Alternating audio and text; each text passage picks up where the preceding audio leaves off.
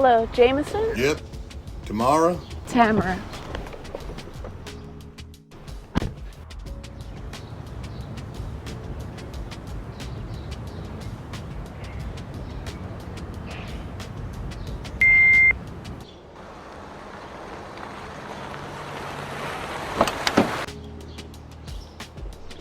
You got me messed up. I said you got me messed up. The way you talking to me right now does not serve my black ass liberation. Now write this down. Get a pen and a pad. I'll wait. I'm in the business of creating spaces for black leaders, workers, and families to learn and lift up black cooperative histories. You writing?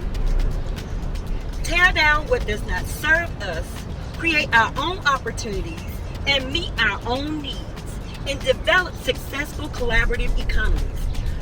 Your actions are standing in the way of all of this.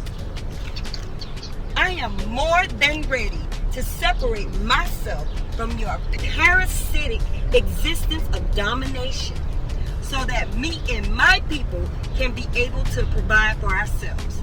I have all the power I need to experience this world in my own perspective. You could never.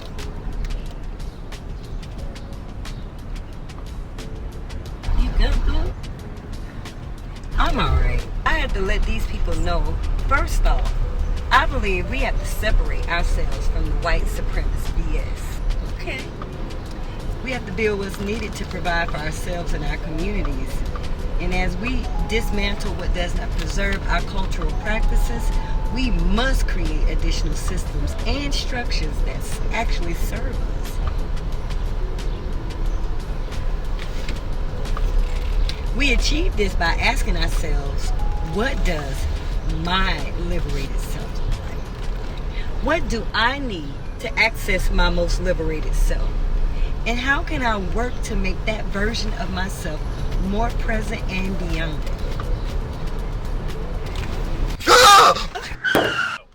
What the man, is everyone okay? What the I'm okay. Sorry, ladies. Are y'all okay? Yeah, we're all right. I'm sorry. I'm so sorry. Idiots.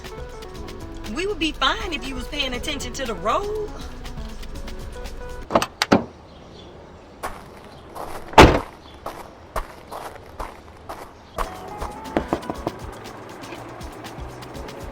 What the You better have insurance. I do.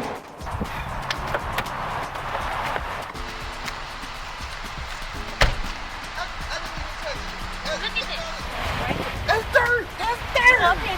Look. Wipe it off. See? There's nothing there. No injury, no harm, no foul. Huh? Do it. At the cup. I don't see what's going on here. This is a mess. Yeah, this is ridiculous. I'm gonna call an Uber. Yeah, I live just down the street, so I'm really tired of being in a car for the day. I'm just gonna walk. I heard that. Well, I never got your name. I'm Tamara. I'm Tamara. It's nice to meet you. And I didn't forget that question. What does your liberated self look like? My liberated self would probably stop working in this clinic where these insurance companies dictate everything we do. They do not benefit our patients at all. And I'd go to school and maybe open up my own clinic in our community where we could really do healing for people. And to access that? Well, my financial situation is okay, but I can't stop working. I have to work, so I really don't have time to stop and go to school. Well, we don't have all the pieces to the puzzle, but I know a community of black liberated folks who are building cooperatives as a practice towards liberation, and I'm a part of that community. Oh, that's cool. All right, nice to meet you. You too. Take care.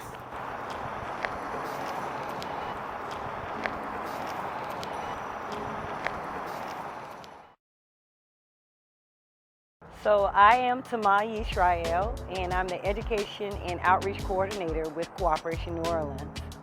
So today I'm out here in these streets. Okay, for real. I'm out here at a video shoot for the Black Liberation Co-op Academy. And part of what we want to do is we want to make what cooperatives are come alive for people and actually tell a story that helps people understand what cooperatives can do for us as a people. My whole life, I feel like there's this piece or this common thread around what cooperatives actually are in the way I was brought up as a young person, the way I raised my children.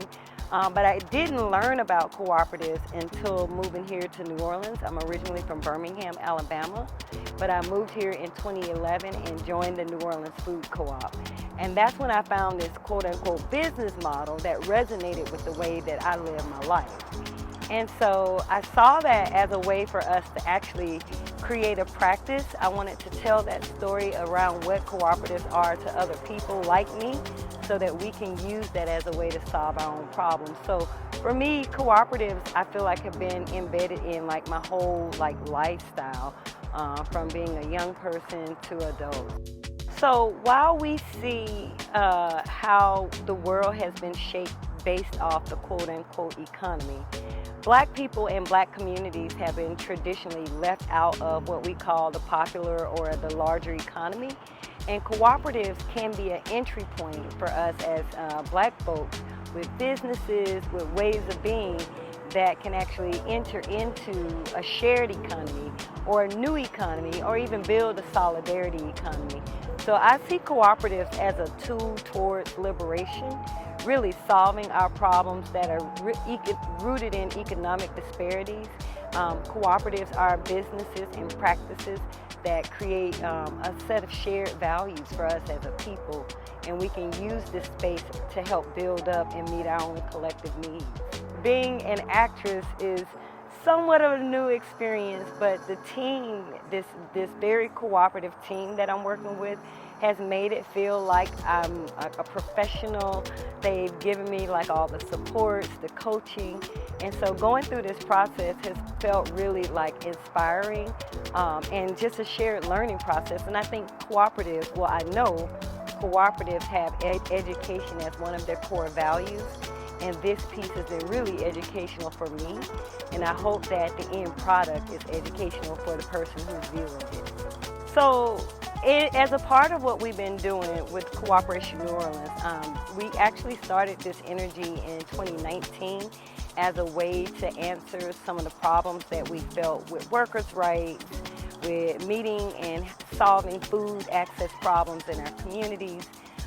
One of the things I noticed in my organizing around it is that a lot of Black folks didn't resonate with this quote-unquote word cooperative. You know, when you say this word co-op, a lot of people think of the grocery stores, they think of patchouli, they think of the bulk section, they think of this weird place that doesn't look like a space that's in their own community. And what I wanted to do, and what I felt was necessary for me personally, was retell the story of what cooperatives are. And you know, I went down this rabbit hole of like finding the history of what Black cooperation looks like. And this tool that Collective Courage, which is a book by Dr. Jessica Gordon-Nimhart, really took me down a rabbit hole of ways we've cooperated. And the history is just so revealing. Right here in New Orleans, you find that we have many practices that were cooperative in nature. We cooperated as a community in our arts and our cultural organizing and meeting our needs for mutual aid. So this is a practice that needs to be, relifted back out for us as a people, but also as a new technology for us to build a shared economy in our community. So I just want people to gain access to this tool and a new way of being so that we can solve our own problems.